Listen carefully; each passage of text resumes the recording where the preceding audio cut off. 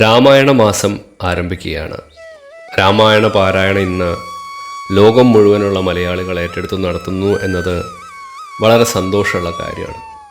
എന്നാൽ എനിക്ക് തോന്നിയ ഒരു വിഷമം എന്താണെന്ന് വെച്ചാൽ, രാമായണ പാരായണ പരിപാടികളിൽ പങ്കെടുക്കുമ്പോൾ തോന്നിയ ഒരു കാര്യം എന്താണെന്ന് വെച്ചാൽ, പലയിടത്തും പാരായണം ഒരു യാന്ത്രികമായ ചടങ്ങായി മാറിപ്പോന്നു. അവിടെ കഥാപ്രവചനമോ രാമായണ സന്ദേശം പറഞ്ഞു കൊടുക്കലോ ഒന്നും ഉണ്ടാകുന്നേയില്ല. എല്ലാറ്റിലുമുപരി ഇത്തരം പരിപാടികളിൽ കുട്ടികളെ കാണുന്നത് തന്നെ വളരെ വിരളമാണ്. യുവാക്കളുടെ കാര്യവും ഏകദേശം അങ്ങനെ തന്നെ. രാമൻ്റെ ജീവചരിത്രവും അവതാര ലക്ഷ്യവും സമൂഹത്തിൽ എത്തിക്കേണ്ടത് ഈ കാലഘട്ടത്തിൻ്റെ കൂടെ ആവശ്യമാണ്. അതുകൊണ്ട് പാരായണം പോലെ തന്നെ എന്തുകൊണ്ട് കഥാപ്രവചനവും ഈ സമയങ്ങളിൽ ആയിക്കൂടാ എന്ന തോന്നലിൻ്റെ ഭാഗമായി വരുന്ന ദിവസങ്ങളിൽ വാത്മീകി രാമായണം കഥ പറയുക എന്നൊരു ശ്രമം ഞാൻ നടത്തുകയാണ്.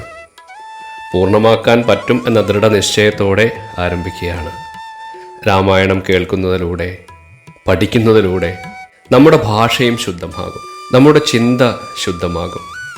ഇതിൽ ഉപയോഗിച്ചിരിക്കുന്ന ഓരോ വാക്കിനും ഒരുപാട് അർത്ഥമുണ്ട്. കേൾക്കുമ്പോൾ നിങ്ങൾക്കറിയാത്ത മലയാളം വാക്കുകൾ ഉണ്ടാകാം. അവയുടെ അർത്ഥം മനസ്സിലാക്കാൻ ശ്രമിക്കുക.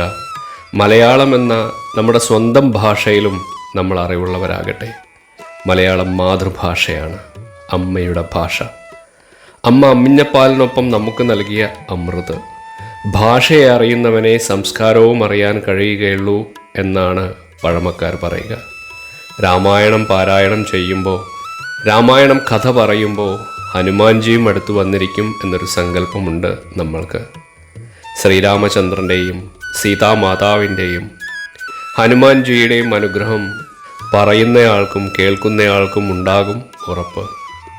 ഗുരുക്കന്മാരെയും കുലദേവതയെയും പ്രാർത്ഥിച്ചുകൊണ്ട് നമുക്ക് വാത്മീകി രാമായണത്തിലേക്ക് കടക്കാം. ഹരേ രാമ. നാരായണ നാരായണ.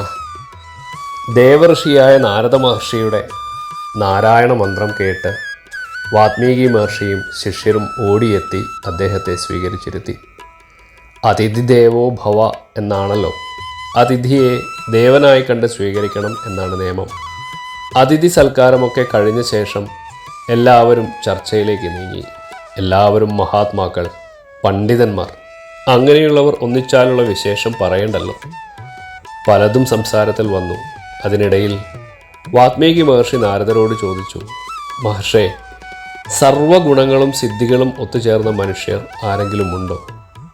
ധൈര്യം, വീര്യം, ശമം, സത്യവ്രതം, വിജ്ഞാനം, കാരുണ്യം, സൗന്ദര്യം, പ്രൗഢി, ക്ഷമ, ശീലഗുണം, അജയ്യത തുടങ്ങിയവയാണത്രേ സദ്ഗുണങ്ങൾ. ഇതൊക്കെ ഒത്തുചേർന്ന മനുഷ്യർ ഉണ്ടോ മഹർഷേ? ഉണ്ടെങ്കിൽ അങ്ങനെയുള്ള ആ പുരുഷോത്തമനെക്കുറിച്ച് ഞങ്ങൾക്ക് പറഞ്ഞു തന്നാലും. എല്ലാം അറിയുന്നവനല്ലേ ദേവർഷി? വാത്മീകി മഹർഷിയുടെ ചോദ്യം കേട്ടപ്പോൾ നാരദ മഹർഷിക്ക് സന്തോഷം തോന്നി. അങ്ങനെ എല്ലാ ഗുണങ്ങളും ഒത്തുചേർന്ന ഒരു പുരുഷൻ ഉണ്ടാവുക എന്നത് സാധാരണമല്ല, ഒരു പരിധിവരെ സാധ്യവുമല്ല. എന്നാൽ അങ്ങനെ ഒരാളുണ്ട്. മര്യാദാ പുരുഷോത്തമൻ ശ്രീരാമൻ. കോസല രാജവംശജനായ ദശരഥപുത്രനായ ശ്രീരാമചന്ദ്രൻ. സൗന്ദര്യത്തിൽ അയാൾ പൂർണ്ണചന്ദ്രനാണ്. ഗാംഭീര്യത്തിൽ അദ്ദേഹം സമുദ്രതുല്യനാണ്. ക്രോധത്തിൽ അഗ്നിയാണ്. ക്ഷമയിൽ ഭൂമിദേവിയാണ്. അദ്ദേഹത്തിന് സമാനനായി വേറൊരാൾ ഇല്ല തന്നെ. അങ്ങനെ നാരദ മഹർഷി വാത്മീകി മഹർഷിക്ക് ശ്രീരാമചരിതം മുഴുവനായും പറഞ്ഞു കൊടുത്തു. അങ്ങനെ മനസ്സിൽ ശ്രീരാമചരിതം നിറഞ്ഞു നിൽക്കുന്ന സമയം വാത്മീകി മഹർഷി ഒരിക്കൽ തൻ്റെ ശിഷ്യന്മാരുമൊത്ത് വനത്തിലൂടെ യാത്ര ചെയ്യുകയായിരുന്നു. തെളിഞ്ഞു നിൽക്കുന്ന പുഴ കണ്ടപ്പോൾ വാത്മീകിക്ക് സന്തോഷമായി. ഇന്നു രാത്രി ഇവിടെ കൂടാം എന്ന് അദ്ദേഹം ശിഷ്യനായ ഭരദ്വാജ മഹർഷിയോട് പറഞ്ഞു. അതിനുവേണ്ടിയുള്ള തയ്യാറെടുപ്പുകൾ ചെയ്യാൻ ആവശ്യപ്പെട്ടു. കുടിൽ കെട്ടാൻ തൂണിന് മരത്തിൻ്റെ വലിയ കൊമ്പുകൾ വേണം. കുടിൽ മേയാൻ പുല്ലോ ഇലകളോ വേണം. നമ്മുടെ ഗുരുവിൻ്റെ ആജ്ഞ കേട്ട ശിഷ്യർ കുടിൽ കെട്ടാനുള്ള വസ്തുക്കൾ ശേഖരിക്കാൻ പല വഴിക്ക് പോയി.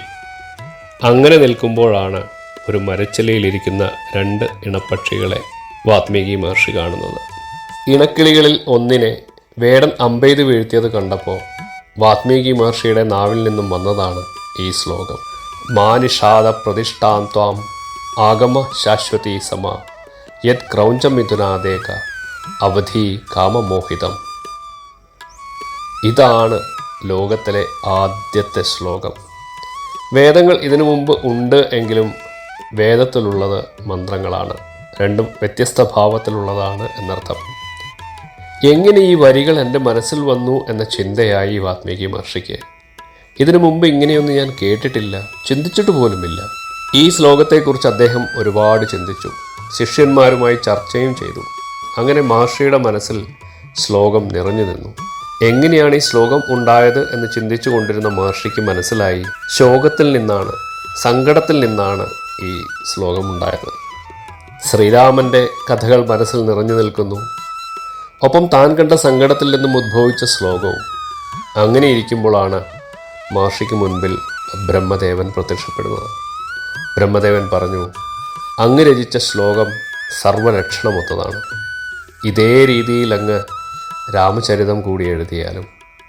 നാരദ മഹർഷി ഉപദേശിച്ചതുപോലെ തന്നെ അങ്ങയാൽ എഴുതപ്പെടുന്ന കാവ്യത്തിൽ അർത്ഥശൂന്യമായ ഒരു വാക്കും ഉണ്ടാവുകയില്ല. ശ്ലോകങ്ങളായി അങ്ങ് രചിക്കുന്ന രാമായണം ഈ പ്രകൃതി ഉള്ളിടത്തോളം കാലം ഭൂമിയിൽ പ്രചരിക്കും. എന്നും അങ്ങ് ബ്രഹ്മലോകത്തിൽ ജീവിക്കുകയും ചെയ്യും. ഇത്രയും അരുളി ചെയ്ത് ബ്രഹ്മാവ് അവിടെ നിന്നും അപ്രത്യക്ഷമായി. വാത്മീകിയുടെ ആശ്രമത്തിലെ തപസ്വികളും അന്തേവാസികളും ആ ശ്ലോകം വീണ്ടും വീണ്ടും ചൊല്ലി. ശ്ലോകരൂപത്തിൽ തന്നെ രാമായണം രചിക്കുവാൻ വാത്മീകി മനസ്സാ ഉറപ്പിക്കുകയും അങ്ങനെ രാമായണം രചിക്കുകയുമായിരുന്നു. ഇതാണ് രാമായണം എന്ന മഹാകാവ്യത്തിൻ്റെ രചനയ്ക്ക് കാരണമായത്.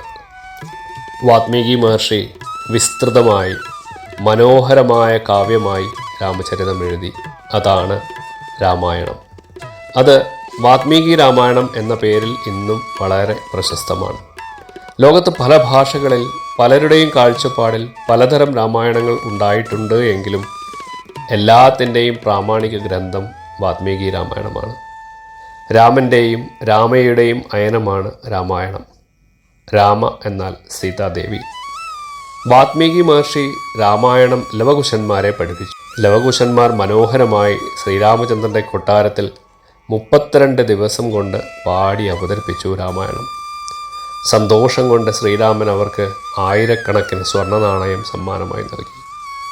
ഞങ്ങൾ കാട്ടിൽ താമസിക്കുന്നവരാണ് എന്നും ഇതൊന്നും ഞങ്ങൾക്ക് ആവശ്യമില്ല എന്നും പറഞ്ഞ് അതൊക്കെ അവർ നിരസിച്ചു. അവരുടെ പെരുമാറ്റം കണ്ട് ശ്രീരാമൻ അവരെ തൊഴുതു നിന്നു. അപ്പോൾ അതാ വാത്മീകി മഹർഷി തൻ്റെ കൊട്ടാരത്തിലേക്ക് കയറി വരുന്നു.